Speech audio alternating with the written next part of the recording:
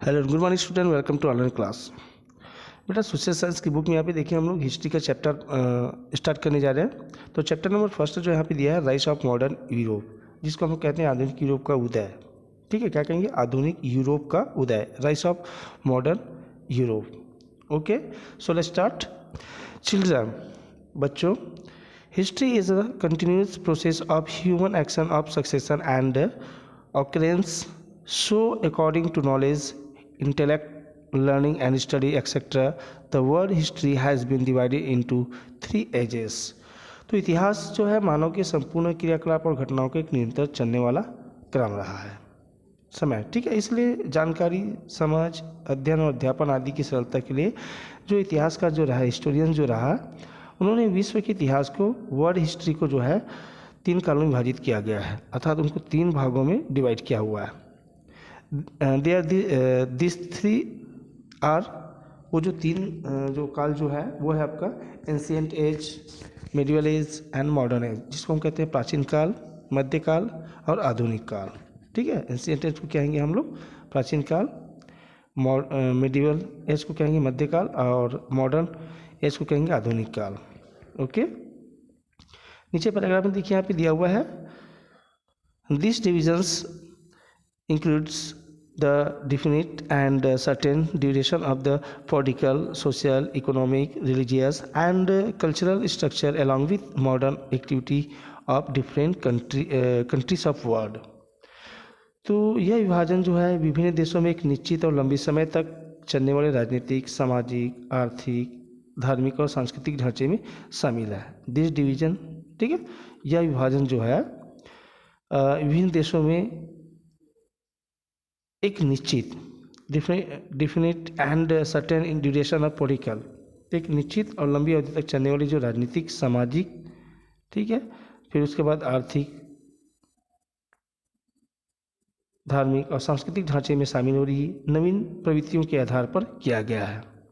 ठीक है, structure of the along with the modern activity of different countries of world.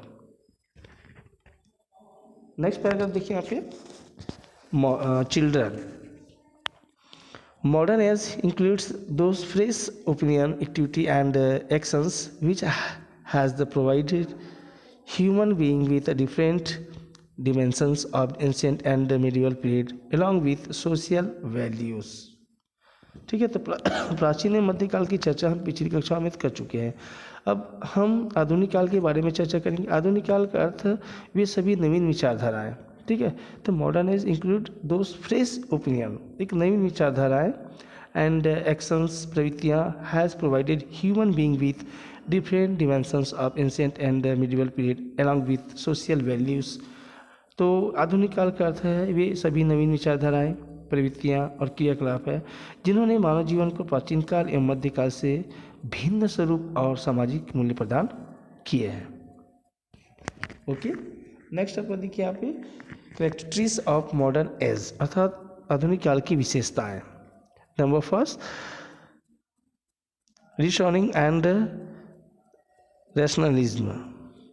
ठीक है, तो यहाँ पे जो बोला जाता है रीजनिंग एंड रैशनलिज्म, जिसको तर्क एवं बुद्धिवाद कहते हैं। In this era an individuals used to believe any fact only when he used to get appropriate reasons or the argument for that act. This led to development of science in Europe. तो इस युग में व्यक्ति किसी तथ्य को तब स्वीकार करता था, तथ्य मतलब किसी बात को या किसी घटनाक्रम को तब स्वीकार करता था जब उसे उस तर्क तक कसौटी में प्रमाणित करता था, पक्का सबूत उसको जब मिलता था, है ना। इसके कारण यूरोप में विज्ञान का जो है वो विकास हुआ, डेवलप हुआ। ह्यूमनिज्म, जिसको हम लोग कहते हैं मानववाद।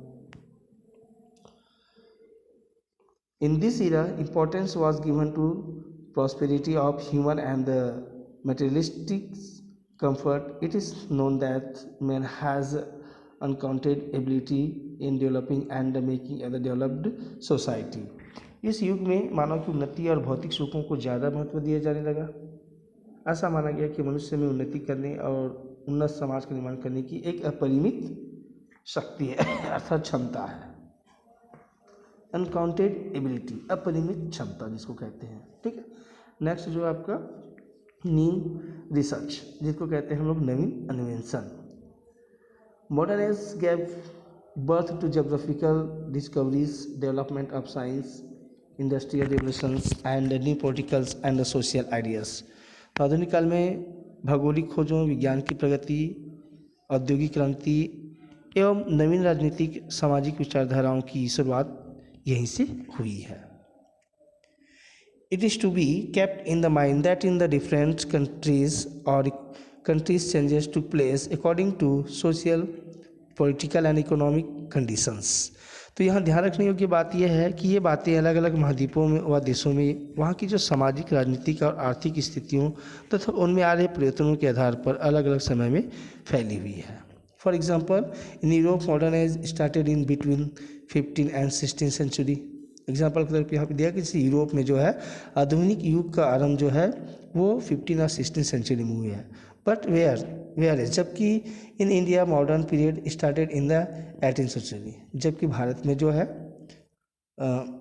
आधुनिक युग की जो शुरुआत जो है वो 18वीं सदी में हुई है। इट मीन्स दैट, इसका मतलब यह है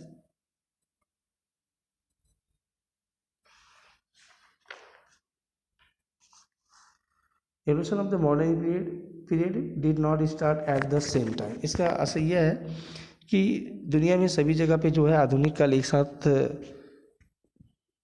स्थापित नहीं किया गया या एक साथ नहीं बनाया गया या एक साथ नहीं हुआ। To know about the history of modern period it is the necessary to learn about the difference source. अब देखा जाए तो यहाँ पे हम बोल सकते हैं कि इतिहासकार जानने के लिए हमें उन तमाम संसाधनों की जानकारी होना होता है या होना भी जरूरी, जिन्हें हम इतिहास के स्रोत कहते हैं। ठीक है, नेक्स्ट यहाँ पे देखेंगे कि history of modern source and its the products are not in the plenty but to get them is easy. आधुनिक इतिहास की सामग्री हमें न सिर्फ बहुतायत स्रोत से प्राप्त होता है बल्कि इसे प्राप्त करना अधिक आसान भी होता है।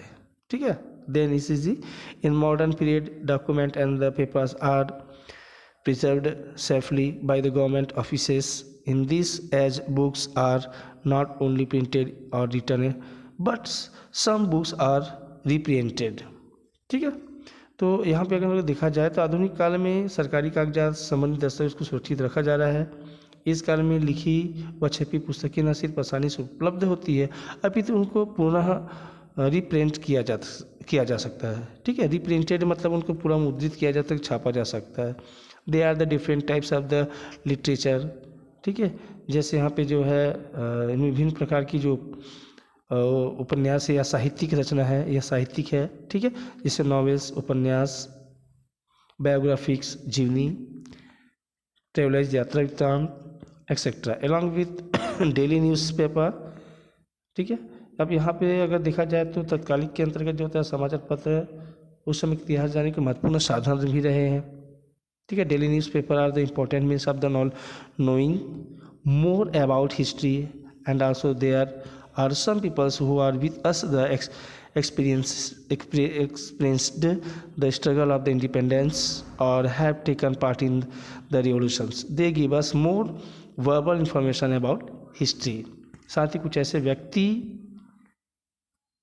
आज हमारे बीच भी है जिन्होंने भारत के स्वतंत्र संघर्ष या अन्य घटनाओं को अपनी आंखों से देखा अथवा उसमें भाग लिया।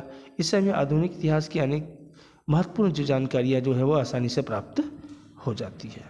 Okay, that's all. तो बेटा आज के जो लेक्चर यहीं पर समाप्त करते हैं। नेक्स्ट टाइम हम लोग यहाँ पे देखेंगे रिनेसेंस ऑफ यूरोप, अर्थात यूरोप का पुनर्जागरण। Okay, that's all, good day.